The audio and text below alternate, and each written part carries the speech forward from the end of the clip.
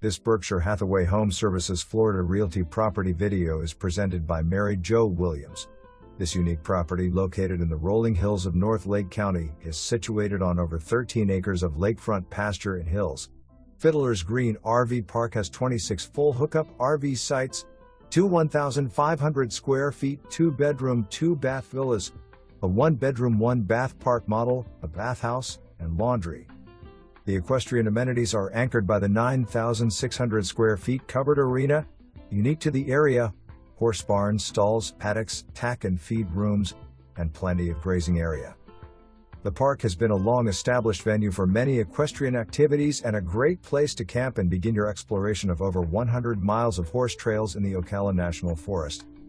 With its unique flexibility, this property's tranquil surroundings would be a great setting for a nonprofit entity seeking a pastoral setting with a connection to the outdoors. With over 13 acres and plenty of room to build, the multi-generational family can enjoy this lifestyle while having an alternate source of income from the park operation. Contact your agent to arrange for a private showing or to receive more detailed information. Due to the ongoing operation of the park, no one should enter the property without being accompanied by the listing agent.